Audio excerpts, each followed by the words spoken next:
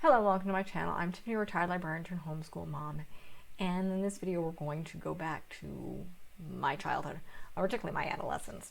So we're going to go all the way back to 1995 and look at this film. So this is Gold Diggers. This is one of my favorite films. Strangely enough, this is one of like 3 films Christina Ricci, as a teen, did this year. I will probably be covering at least one more of this. In fact, I'm covering Now and Then Later. These all came out the exact same year. The other one that I believe I've already covered, which was Casper. So yeah, she did all 3 of these in one year. Christina Ricci's never stopped working. I checked her IMDb page. She started working with mermaids, which was something she did with Cher, Winona Ryder, and has not stopped working since. Now back to this film. This also has Anna Chlumsky in it. So I don't know if I'm actually ever going to cover My Girl, but that's how I knew her. These 2 actresses play almost opposite, to an extent, what they were doing previously. Christina Ricci is playing much more of a good girl in this, and Anna Chlumsky is playing almost opposite of what she was in My Girl. She's very much the bad girl in this, on the wrong side of the tracks. So the whole point of this film, it's a very girl-friendly friendship film, which is probably the reason I loved it when I was that young. I was a nerd. I didn't have a lot of friends. I think in 95. When this came out, I think I remember seeing it, maybe it was on it was probably on VHS, because again, 95. I think I was being homeschooled that year just because my parents couldn't afford the school that I was going to, the private school that I was going to, any longer because my dad was having job issues. So, but this was something I loved. Not a lot of people enjoyed it. It actually is a 6.0 on IMDb. I don't know why. It's good for what it is. It's a good family-friendly, girl-bonding 90s film. That's what it is. It's very similar to Now and Then in that same almost tone. Though this all has they both kind of had that mild, dark tone to them. So the synopsis of this film is you have Beth, who is Christina Ricci's character. She's moved recently to a small town with her mother. Her father died the year before. Her mother, I think, had inherited this house from her aunt. I don't have a clue where the heck they are. They're up in the mountains somewhere, in California. So, because California Gold Rush is brought into this. So they've moved from LA. So she kind of has a similar mild attitude to which is slightly less snarky than she had in Casper. So her mother brings her up here. Her mother's like, let's try it for the summer and see if we like it. Otherwise, we'll go back. That's kind of the promise. She runs into Anna Chlumsky's character, whose name is Jody. Jody's mother's an alcoholic. And so is her mother's boyfriend. Fortunately, her mother's boyfriend is also childhood friends with the sheriff. So nobody ever believes her when basically she tries to say that he gets violent. So she befriends Beth because Beth is interested in her. Beth is the new girl. Beth doesn't think she's bad news. So she tells her this story, and she takes her to this cave about this book about the gold mine. So I'm guessing they're around Sacramento. Would be my guess. I've never been there, so I'm guessing it's mountainous because, gold mines.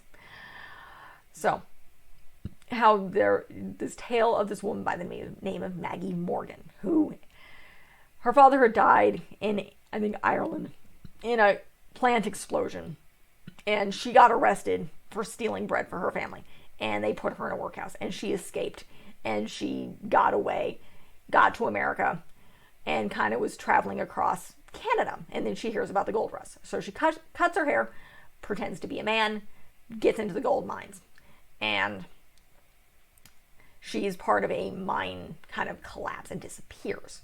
And then Jody says, but years later, they arrest this woman up in the mountains for doing moonshine whiskey, and called herself Molly Morgan.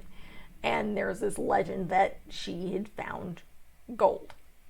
So they end up in this cave. Jody, unfortunately, Beth gets hurt, and they have some sort of rock slide, and Jody actually goes and gets the sheriff and helps her get rescued. Unfortunately, they find she had stolen a bunch of stuff that were in the cave because she used it as an escape because, again, her mother and stepfather were alcoholics.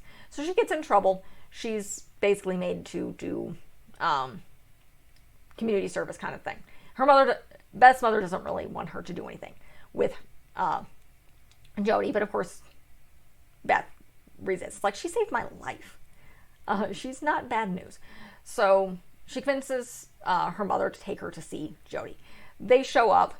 The door is open. They come in. The house has been destroyed. They find Jody's mother beating the crap out of and unconscious upon the floor. So they call 911. The cops, including Matt, who's the love interest of her mother, and the sheriff show up.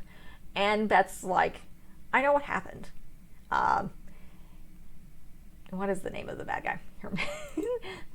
Ray is the boyfriend of the mother. And she's like, he beat up her mother. He dragged her because he wanted the gold. And it's like, whether it's real or not is irrelevant. If he's drunk and he thinks that Jody can lead him to riches, whether it's real or not is completely irrelevant. He's crazy. And so she's like, check to see if there's a boat been stolen recently. And turns out it is. There's been a boat. So she convinces him and her mother. It's like, we need to go to this mountain. It's like, I know a little bit where Jody thought the gold was. So they go to the mountain. Beth, being young teenager, leads Matt through the tunnels. Her mother goes to get the rescue squad because they find the boat. And eventually they're jumping through things, and it's very obviously a set. It's 90s. Suspension of disbelief here. Matt's out of shape. And she's like, that's probably one of the things. Like, don't they make you, as a cop, like, do exercise or anything? He's like, wonderful. He's being told off by a teenage girl. So, apparently a young teenager. Apparently she's like a preteen in this. So, I think she's a preteen in this. I think she's about 14, 15. So, they're in the cave. Eventually they find where the mine goes out. But they also find a cave with a bunch of crystals in them. So, Christina Ricci's character, Beth, goes in there. Matt eventually follows her. She finds Jody. Jody runs into her. She's like, I was able to get away from him. He took my map. He beat the crap out of my mother when she tried to stop him. He's nuts. He's drunk off his mind. So they start, basically, they see something. They follow the cave. They find crystals. And basically, essentially, you see a bunch of quartz crystals in this cave. And they see something glowing that looks gold. Turns out it's glowworms. Ray shows up. He sees the thing, gold. The girls will realize it's glowworms. They high-tech it out of there. Somehow, for a reason, Beth drops her flashlight, and then they get out of there before he realizes it's glowworms. Then he realizes it's glowworms and starts chasing them. Beth eventually falls and then goes and hides because Jody's gone ahead of her, and she doesn't realize her friend has fallen. Jody stops, realizes her friend is missing, then hears Ray calling for her. She goes and hides. And she stands up. She's like back off into the rocks, and a hand goes over her mouth. It's not Ray. It's this old woman who just kind of holds her mouth. It's like, shh. And Ray finds her, and this woman basically bashes him in the head with a shovel and then disappears. And then proceeds to disappear. Beth shows up. Well, Beth and Matt show up. Very obvious that Ray tries to spin a story. Obviously, the mother's in the hospital. I think she's in intensive care. They're like, yeah, we don't believe. He's like, you realize Matt doesn't believe him at all. And he like signals his men to like come and get him, and he's taken away. And then you have a voiceover of Beth as an adult. It's like, poor Ray. Next time we saw him in court. He went to jail. So you don't get that. Then you have the end of the film where Jody's mother eventually recovers. Jody spends the summer with Beth and her mother. She also mentions that it is after Beth is reunited with Jody's reunited with her mother, that Matt and Beth's mother and her had become a family, essentially. So it's implied that they get married. And basically, Jody spends the summer with them, and the four women are together two mothers and their daughters, when the sheriff shows up, and Matt shows up and says, there's somebody at the station who wants to meet you. So he brings the girls down, and there's this lawyer there, and he is like a mysterious benefactor, someone who insists on remaining anonymous, wants to give you both a gift. Now, they'd apparently been all over the news because of the whole, stepdaughter, or kidnapped, dragged to a mountain searching for gold, and huge court case. Because again, he was probably tried for attempted murder because her mother was in intensive care, and kidnapping. So he's in a lot of trouble.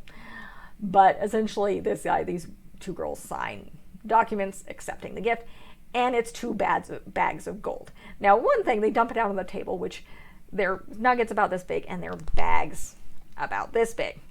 Yeah. My knowledge of gold is, one, it's filthy, and two, it's really, really heavy. So you're going to get like what amounts to be about 2 10-pound bags of gold is going to weigh a heck of a lot. 2 bags of, yeah. So it's also, again, one, you wouldn't dump it out on the table, but again, such a suspension of disbelief, and it's extremely filthy. It's filthy to the touch. I've learned that from watching stuff on Fort Knox. So, but that's kind of the end of the film. The girls get these gold. Jody is convinced it was Molly Morgan that had rescued her and then given them this gold. And you have the roll credits. It's a fun film about friendship and about standing up for yourselves and trusting your friends and not necessarily believing what other people say. Two of the other young actresses that pop up. This was the first film of an actress by the name of Jewel Staite. Now, she's more common. I remember seeing her in Firefly, which is a science fiction film, which I probably won't cover on here. I may one day. Very popular science fiction film. And she's done quite a bit of stuff since then. The other is one of the actresses who was in Now and Then. So if you're in my age range, late 30s, early 40s, was a teenager in the 90s. Her name was Ashley Ashton Moore. She played the chubby girl in, whose character's name I can't remember, Now and Then. This was one of her first films as well. Unfortunately, when I went to look her up, she left film to stay with family in Canada and died of a drug overdose when she was like 26. So that was kind of jarring to find out when I was looking up the information. The other actresses in here, besides, of course, Christina Ricci and Anna Chlumsky, were Polly Draper, who plays Christina Ricci's mother in this film, so she's a decently well-known actress, and Dana, I'm going to mispronounce her name, Scarwald. I actually remember her primarily from Mommy Dearest. She plays the adult Christina in that film, and I think she won some sort of award. She's since retired. I think she's no longer acting. So, and there's a couple other. Ray is played by David Keith, who I decently recognize as, and then Matt is played by Brian Kilman, who, what on earth is he in? He's a very fatherly character. He's been acting for a very, very long time. Yes, he's the father in 27 Dresses, which is not a film I will cover on here because it's far too girly and kind of pointless. So, but again, this is something I loved. I still recommend this film. Even though it's 90s, it still holds up pretty well. Obviously, you don't have the modern technology. It's a good film to watch with young adolescent girls or people who happen to like that type of girl-centered friendship film. I also mother-daughter film as well. So, because again, you have the relationships between both these girls and their mothers. Because again, Jody's mother stands up for her. She gets beaten the crap out of because she's trying to protect her kid, which is always kind of a good thing. So it's a good film for that. I do not know why on earth it gets so much hate. There's actually not a lot on the IMDb page about this. Because I have no idea. I don't know if it did horribly in the box office or not. Again, it was a bunch of Christina Ricci films. They all came out in the same year. I'm trying to think. Again, it has a 6.0, which isn't, I mean, it's not bad for IMDb. So, and again, it came out in 1995. It's a PG family film. So it is what it is. So I love it. I've always loved it. Don't care who who criticizes me for loving this film. I love Anna Chlumsky in this role. She plays it really well. And Christina Ricci is one of my favorite actresses, even though I don't see her that much because I'm not into horror. And Anna Chlumsky's got a decent career. She's one of those, these two are prime examples of child stars that did it right. These guys never really got into trouble. They had decent careers. Anna Chlumsky left for a while to go to college and study fine arts and I think filmmaking before getting back into acting again. I think she was in Veep. So that was one of her adult roles. So, and she's done, I think she's doing a horror film right now. And again, Christina Ricci never went to college. She's been acting since Mermaids and she's never stopped. Literally, never stopped. Like I said, 1995, she had like 3 things. She went on to adult roles after 95. In 96, she did another film that I do not know if I will ever cover on here called A Bastard Out of Carolina, which is a completely different, far more mature content film. So, and then she's been doing a bunch of other stuff since. So that's the end of this review. If you like what you see, be sure to like and subscribe. Comment if you have one. I do a lot of film reviews and a lot of book reviews. We're a secular homeschooling family, so I will be adding various homeschooling resources as we go on. My daughter's relatively young right now, so we're not doing quite that much of this stuff yet, but it's coming. I'll do more travel focused videos as well once we get going. This is being filmed in December of 2021. So the travel videos will come as we do them. And that's same with the educational stuff. The film reviews and the book reviews I do massively, obviously, in advance because I can. And they're not entirely difficult to do. So, but be sure to like and subscribe. Check out, I have a good library of stuff already posted. Some of it's educational. Some of it's like this. It's nostalgia. It's fun. Something I enjoy and want to share with people. So, again, like and subscribe and check out what I got. Thank you.